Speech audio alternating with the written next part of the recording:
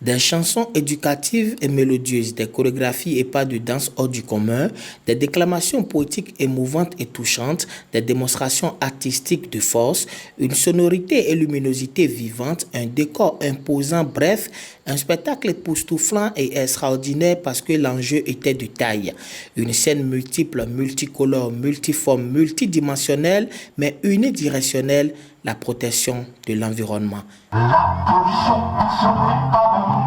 Il faut tous faire attention. La pollution, ce n'est pas bon. Il faut tous faire attention. Nous, amé à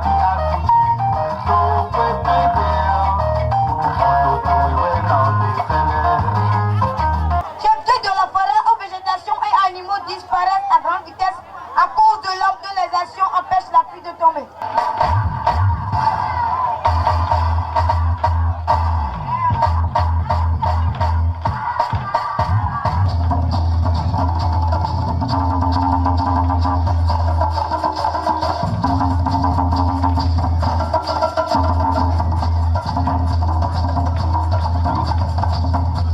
Après le lancement de l'opération Diable Sachet en ces mêmes lieux, École primaire publique groupe F de Comen, l'ONG Carrefour Jeunesse et ses partenaires continuent leur périple avec leur bâton de pèlerin pour accomplir leur mission, celle de rendre la ville de Comen et ses environs propres pour des vacances 2019 sans déchets et surtout sans sachets. Le vendredi des artistes est l'une des activités phares de l'audacieux programme Vacances sans déchets de l'ONG Carrefour Jeunesse. Cette activité hebdomadaire a connu son envol le vendredi 5 juillet dernier en présence de plusieurs fans et mélomanes. L'art et la culture sont sollicités tous les vendredis pendant 3 mois pour mobiliser et sensibiliser hommes, femmes, enfants, adolescents, jeunes, adultes et même les personnes âgées pour un changement de mentalité et de comportement. Nous avions donné un spectacle qui est sur le thème de l'environnement. Et donc il y a eu plusieurs tableaux. Donc le conte, le théâtre, la danse traditionnelle, la danse moderne, ils se sont mobilisés pour réaliser un tableau,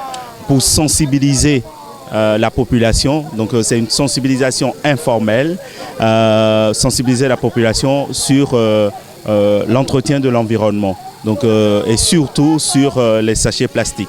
Nous ambitionnons avoir des citoyens responsables qui pourront agir et qui pourront œuvrer pour impacter leur commune, leur ville, leur village, leur quartier de ville. Et pour ce faire, tous les ateliers artistiques et culturels du Centre Carrefour Jeunesse étaient à l'honneur. Ce qu'on appelle les déchets plastiques, tout ce qui nous entoure, nos comportements, tout là, Jonas Pedro a parlé de ce morceau, c'est ce morceau-là qu'on a choisi pour sensibiliser la population, pour dire dans nos environnements immédiats de chasser les moustiques, tout ce qui peut nous rendre malades, de les chasser. On a eu à sensibiliser toute la population ce soir sur le thème à travers tous nos tableaux. Des artistes toutes tendances confondues de la ville de Comen ne voulaient rester en marge de l'événement. Ils se sont associés à leur père de Carrefour Jeunesse pour communier avec le public qu'ils ont réussi à émerveiller.